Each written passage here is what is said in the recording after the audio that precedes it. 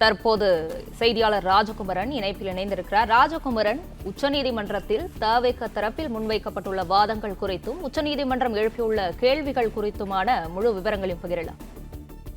உச்சநீதிமன்றத்தில் இந்த விசாரணையை ஜே.கே. மகேஸ்வரி அவர்களும் என்.வி. அஞ்ஞாரியா அவர்களும் விசாரணை மேற்கொண்டு வருகின்றார்கள். அந்த அடிப்படையிலே நீதிபதிகள் சென்னை உயர்நீதிமன்ற நீதிபதி அவர்களுக்கு சில கேள்விகளை எழுப்பி இருக்கின்றார்கள். அதன்படி இதுபோன்ற அரசியல் கூட்டங்களுக்கு வழிகாட்டுதல்களை வகுக்க வேண்டும் என்று வந்த ஒரு வழக்கிலே, அது தொடர்பான மனுவிலே வழிகாட்டுதல்களை கூறி மதுரையிலும் சென்னையிலும் மனுக்கள் தாக்கல் செய்யப்பட்டிருந்தன. அதாவது உயர்நீதிமன்றத்தினுடைய மதுரை கிளையிலும், மதுரையில் டிவிஷன் பெஞ்சும் சென்னையிலே தனி நீதிபதியும் இவற்றை விசாரித்திருக்கின்றார்கள்.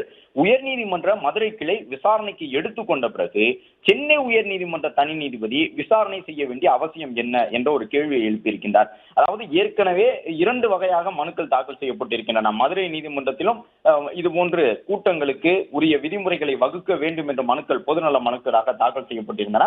சென்னை உயர்நீதிமன்றத்திலும் பொதுநல மனுக்களாக அவை தாக்கல் செய்யப்பட்டிருந்தன.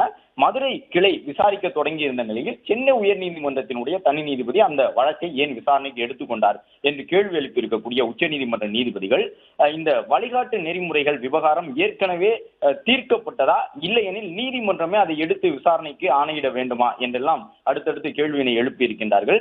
அது மட்டுமல்லாமல் ஒரே நாளிலே சென்னை மற்றும் மதுரை நீதிமன்றங்களில் வெவ்வேறு உத்தரவுகள் பிறப்பிக்கப்பட்டது எப்படி என்ற ஒரு கேள்வியினையும் உச்சநீதிமன்றம் எழுப்பியிருக்கின்றது. நீதிபதிகள் பாதிக்கப்பட்டவர்களை விஜய் சென்று சந்திக்கவில்லை என்றால் என்ன, அதனால் என்ன நடந்துவிட்டது என்று கேள்வி எழுப்பியிருக்கக்கூடிய அவர், கூட்ட நெரிசல் தொடர்பான வழக்கை சென்னை உயர்நீதிமன்றம் தாமாக விசாரணைக்கு ஏற்றது ஏன் என்றும் கேள்வி எழுப்பியிருக்கின்றார்கள்.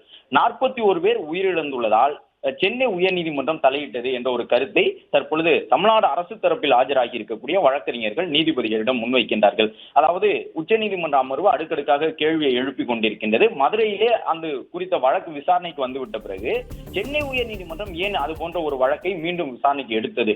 மதுரை கிளையிலே ஒரு மாதிரி தீர்ப்பை சொல்லி இருக்கின்றார்கள், சென்னை உயர்நீதிமன்றத்தினுடைய உத்தரவு வேறு மாதிரியாக இருக்கின்றது என்று சொல்லியிருந்த நிலையில் தான் 41 பேர் உயிரிழப்பு என்ற அளவிலே மிகப்பெரிய அளவில் உயிரிழப்பு ஏற்பட்டிருக்கின்றது. எனவேதான் சென்னை உயர்நீதிமன்றமும் கூட அது தொடர்பான வழக்கை விசாரித்தது என்று தமிழ்நாடு அரசு தரப்பினுடைய வழக்கறிஞர் தற்போது கூறியிருக்கின்றார்.